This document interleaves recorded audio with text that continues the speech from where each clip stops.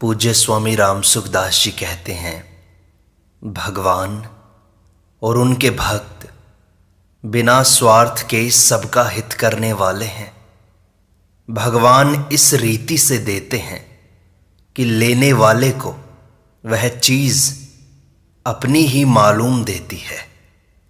भगवान के दिए शरीर को मनुष्य मेरा कहना तो दूर रहा, मैं मान लेता है।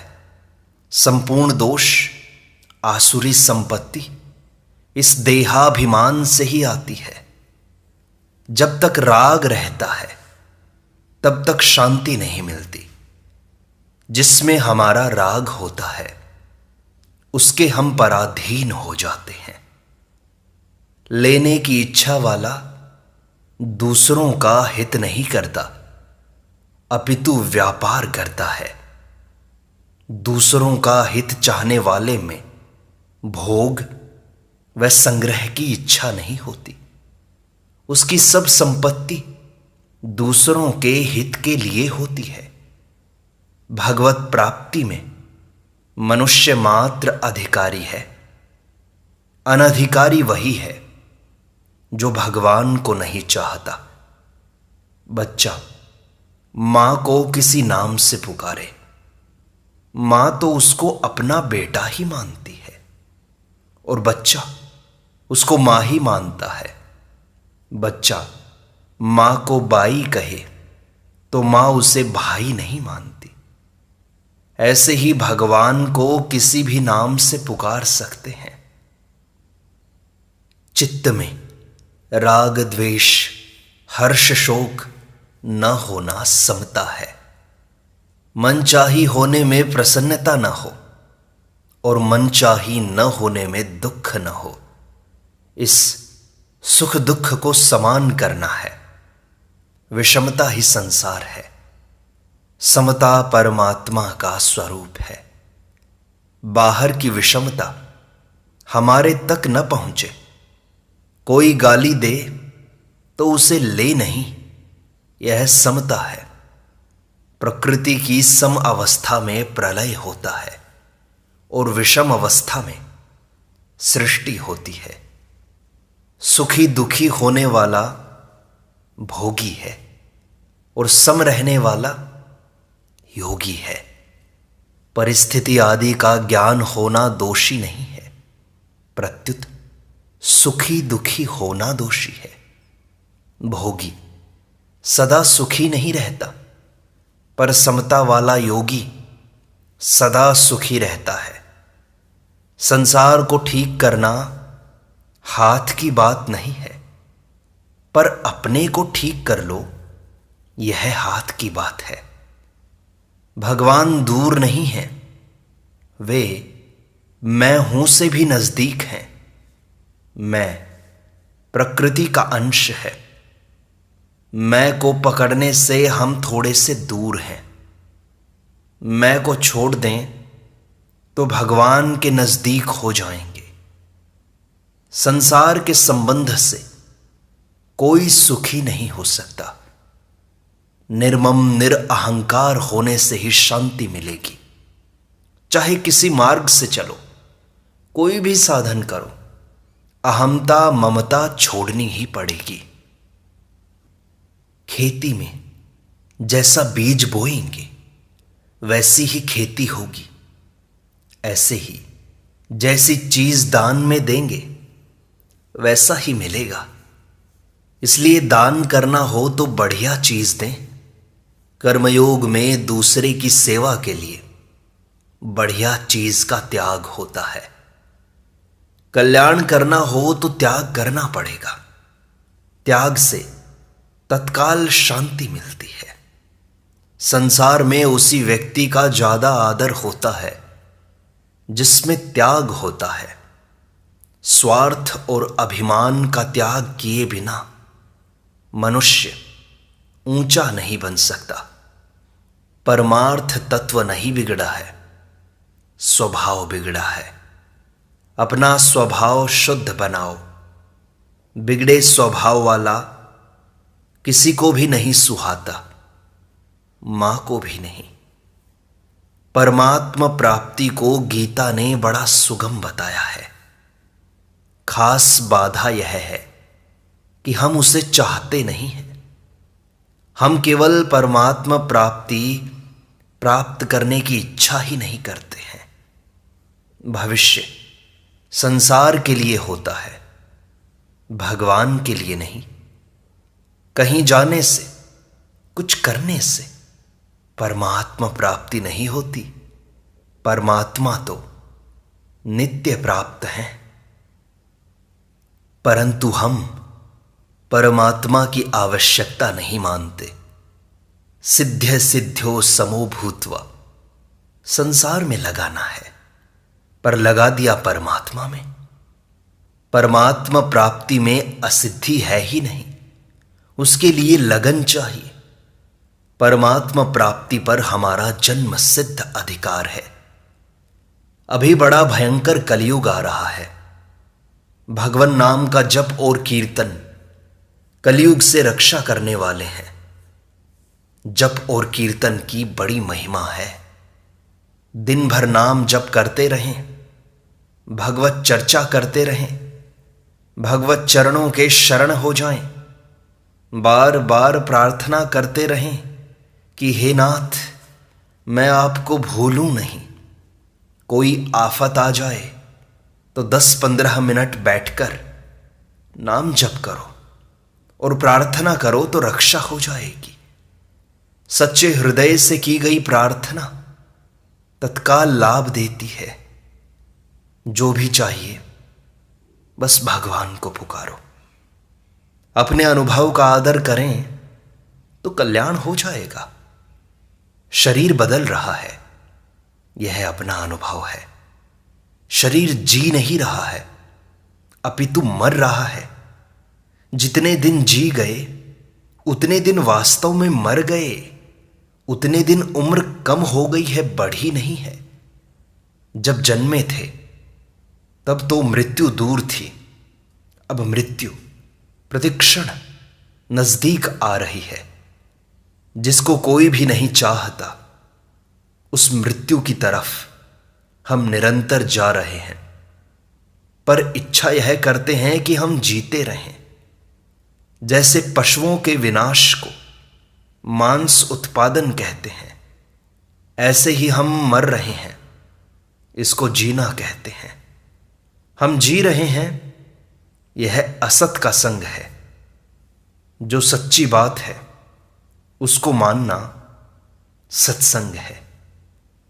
बुरे स्वभाव वाला मनुष्य जिस योनि में जाएगा वहीं दुख पाएगा। मरने पर स्वभाव साथ में जाता है। मानव शरीर अत्यंत दुर्लभ है, परंतु जो चीज मिल जाती है उसका महत्व हमें समझ में नहीं आता। मिली हुई चीज का आदर नहीं करते, बाद में रोते रहते हैं। पहले से ही चेत कर लें तो कितना लाभ हो जाएगा। रुपए तो पैदा हो सकते हैं, पर समय पैदा नहीं होता। यह तो खर्च ही होता है। भयंकर कलयुग से बचने का उपाय है नाम जप। राम नाम नरकेसरी, कनक कसिपु कलिकाल। कलयुग से अपनी रक्षा करें, रात दिन नाम जप में लग जाओ। भगवान नाम के सिवाय कलयुग से कोई रक्षा करने वाला नहीं है। बिगाड़ करना ही हो तो कम से कम उतना बिगाड़ करो जिसका बाद में सुधार हो सके। प्रत्येक को अपनी निंदा बुरी लगती है, प्रशंसा अच्छी। विचार करें, निंदा करने वाला दूसरा है, उस पर हमारा वश चलता नहीं, उसे हम रोक सकते नहीं हैं। उससे द्वेष करने में, उसको बुरा समझने में हमारा लाभ नहीं है। निंदा करने वाला हमारे पापों का नाश करता है। जो किसी को दुख नहीं देता, उसके द्वारा दूसरों की सेवा शुरू हो गई। जो किसी को दुख नहीं देता, उसको देखने से पुण्य होता है। गोस्वामी तुलसीदास जी लिखते हैं, तन कर मन कर वचन कर, देत न काहू दुख, तुलसी पातक हरत है, देखत उनको मुख। अन्न, जल और वस्त्र देने में सुपात्र कुपात्र का विचार करोगे तो खुद कुपात्र बन जाओगे। पापी को उतना अन्न दो जिससे वह जी जाए। धन, कन्या आदि देने में सुपात्र देखना चाहिए। भगवान से उत्पन्न होने के कारण संपूर्ण संसार भगवत स्वरूप है। भगवत गीता में कहा, वासुदेवः सर्वम। मैं वही बात कहता हूं जो श्रुति, युक्ति और अनुभव से सिद्ध हो। युक्ति देकर बात कहना मेरे स्वभाव में है। परमात्मा को सुनते हैं, संसार को देखते हैं। किसी किसी को परमात्मा के दर्शन, अनुभव भी हो जाता है। परमात्मा में कभी परिवर्तन हुआ हो ऐसा हमने नहीं सुना। संसार को देखते हैं पर वह निरंतर बदलता ही रहता है। संसार इतनी तेजी से बदलता है कि उसे दो बार नहीं देख सकते। जीव अमल है, मल इसने स्वीकार किया है। जीव सहज सुख राशि है, दुख इसने स्वीकार किया है। जो बदलता है उसे अस्वीकार करना हमारा काम है। 5 ज्ञानेंद्रियों से संसार के 5 गवाह मिलते हैं। पांचों अलग अलग बात बताते हैं। आपस में इनकी बात मिलती नहीं, फिर इनका क्या भरोसा। है पना परमात्मा में है, संसार में नहीं। हम रहने वाले से मोह न करके जाने वाले से मोह करते हैं। यही तो बंधन है। सच्चाई को पकड़ो, झूठ को मत पकड़ो। सच्ची चीज कभी बदलती नहीं। रोटी, कपड़ा और मकान बाकी रहते हैं। हम पहले मरते हैं और चिंता करते हैं निर्वाह की। आश्चर्य की बात है। साधक को हरदम सावधान रहना चाहिए। सावधानी ही तो साधना है। सावधानी ही तो जागृति है। असावधानी ही निद्रा है। स्वरूप सत्ता मात्र है। अहम संसार का मूल है। अहम न हो तो है रहेगा। मैं और हूं मिलने का नाम बंधन है। मैं प्रकृति है और हूं सत्ता है। जैसे ब्राह्मण निरंतर ब्राह्मणपने में स्थित रहता है, ऐसे ही निरंतर है में स्थित रहें। परमात्मा है, उस है के अंतर्गत अनंत ब्रह्मांड है, पर वह है ज्यों का त्यों है। अनेक योनियां हैं, उन सब में मनुष्य योनि विलक्षण है। मनुष्य जीवन ब्रह्मचर्य आश्रम है। वहां ब्रह्म विद्या सीखी जाती है। ब्रह्म विद्या को जानने के बाद फिर कुछ भी करना, जानना और पाना बाकी नहीं रहता।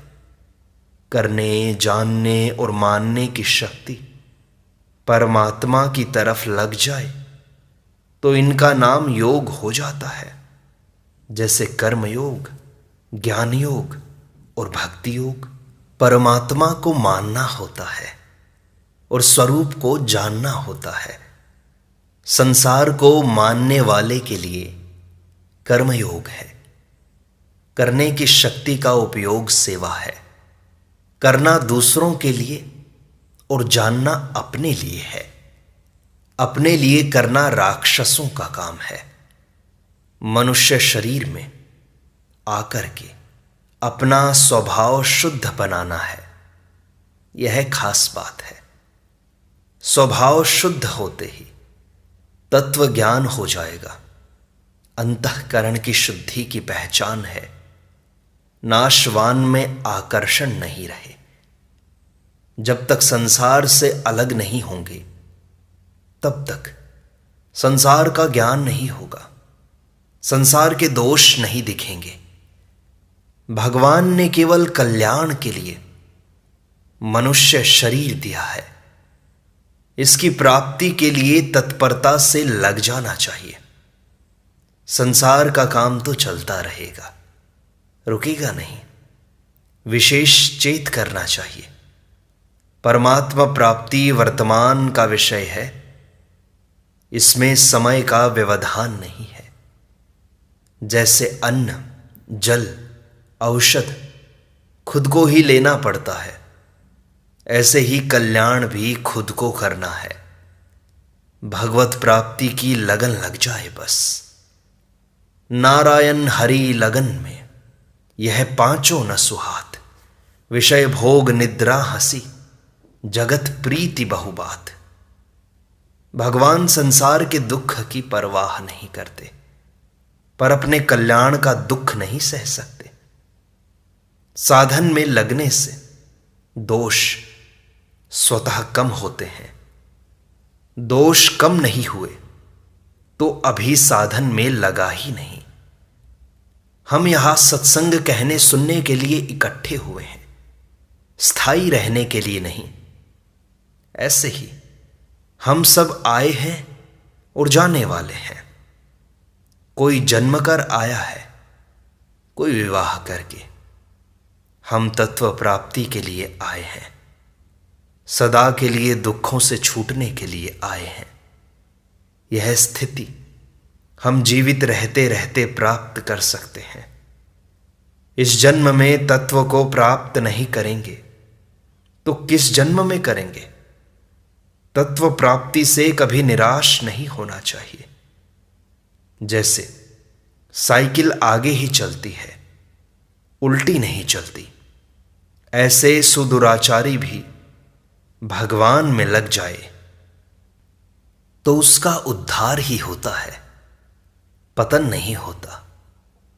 संसार की प्राप्ति संसार की आशा के अधीन नहीं है। आशा मत करो, आशा ही दुख देने वाली है। सबको छुट्टी दे दो तो आपको छुट्टी मिल जाएगी। सेवा कर दो पर आशा मत रखो। बाहर से मत कहो कि मैं सेवा नहीं चाहता, पर भीतर से आशा मत रखो। लेना दोष नहीं है, आशा रखना दोष है। दूसरा मेरा कहना माने, यह अपने हाथ की बात नहीं। जो अपने हाथ की बात नहीं, उसकी आशा क्यों रखें? सदा ही सत्य भाषण करें। सत्य बोलने से शांति मिलती है। सत्य भाषण से परमात्म तत्व की प्राप्ति हो जाए। असत की सत्ता नहीं है, ना सतो विद्यते भावः। असत प्राप्त हो तो भी अप्राप्त ही है। आपने बालकपना छोड़ा नहीं, पर वह छूट गया ना। शरीर नित्य निरंतर छूटता चला जा रहा है। मृत्यु निरंतर नजदीक आ रही है। जिसका नाश होता है वह असत होता है। जैसे एक एक कदम में रास्ता कटता है, ऐसे ही एक एक श्वास में उम्र कट रही है। श्वास पूरे होने पर उसी क्षण जाना पड़ेगा। उस समय यह बुद्धिमानी, चतुराई, बल कुछ काम नहीं आएगा। जाने वाला विभाग अलग है, रहने वाला विभाग अलग है। जो जा रहा है उसका नाम असत्य है, और जो रह रहा है उसका नाम सत्य है। सत्य भाषण से सत्य की प्राप्ति होती है। धन मेरा है, यह भेदभाव का संबंध है। मैं धनी हूं, यह अभेद भाव का संबंध है। जिससे संबंध नहीं है वही छूटता है। जो अलग नहीं होता वह नहीं छूटता।